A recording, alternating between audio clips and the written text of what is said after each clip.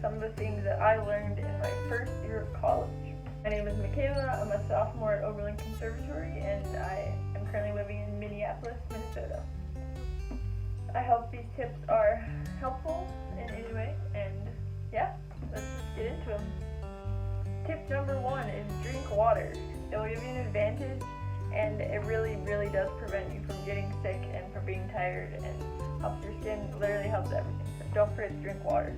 The second thing that I learned in college was that the friends that you make during orientation and during your first week of college won't necessarily be your friends after the first couple months or first semester. Oftentimes in college, you make friends with people really fast because you don't know anyone, so it's just nice to have a group of friends. Make sure you're exploring lots of different friend groups and types of people, because you never know who will be your friends in the next few months. The third thing I learned was that you need to prioritize yourself. Socializing is important. It's important to have friends, but if you don't take care of yourself first, it'll just cause more problems, and you won't be healthy or getting your stuff done, so you have to take care of yourself. The first semester of my freshman year, I was determined to have like the fun room where everyone hung out pre-COVID.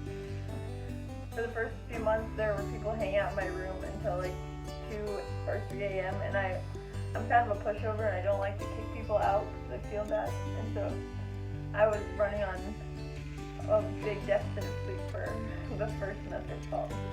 I definitely would not recommend that. This one is kind of a secret, but also not. Orchestra is just as political in college as it is in high school. So if you think your youth orchestra is political, I'm sorry to tell you that your college orchestra will probably be no different. Kind of going off of that, I feel like in college a lot of people don't practice their orchestra music, and I've definitely fallen into this trap too. But I would say that you should practice your orchestra music, because if you want your orchestra to sound good, it's all on you. It's not all on you, obviously, because everyone has to practice their orchestra music, but I think if some people start doing it, it'd become more of a culture to practice your orchestra music.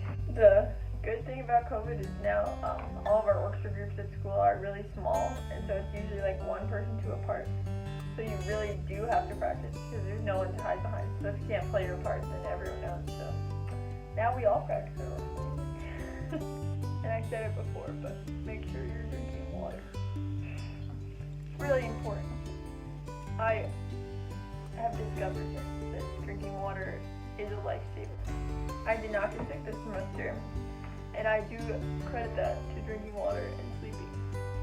Which brings me to my next point of sleep. Do not underestimate it. It's literally how you get ahead and how you stay healthy. So oh my god, my eyeliner fell out of my pen. So one of the scariest but also most important things to remember is that in college you only have like 12 to 15 lessons per semester. Peter Slowick, he's one of the viola professors at Oberlin. In our first week of orientation, he told everyone that you have like 100 lessons your entire career at Oberlin, which is not very many if you think about it. It's really scary, so he was like, don't waste any of them. Be prepared for all of them so that your teachers can give you the most information that they can. I'm really bad at putting eyeliner. Okay, so another thing is your teachers really are there to help you, and I sort of figured this out this year that if I don't understand something like in my lessons, I should ask, which seems intuitive, but I think a lot of times in lessons, if you don't understand something, then you're like, oh my god, I'm stupid, like I should be able to understand this, but in reality maybe they just need to explain it a different way and then you'll get it. So don't be afraid to ask.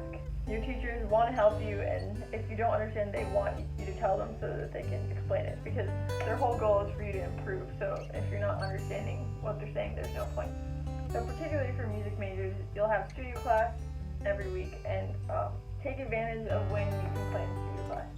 I personally hate playing in studio, but I love the idea of playing in studio, and so my whole goal is to play in studio, but every time I actually have to, then I like panic.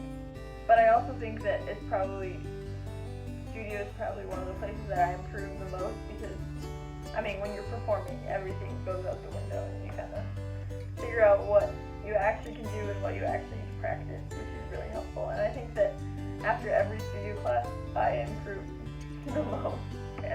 most important thing that I learned in college from my teacher is that you should never apologize for how you play.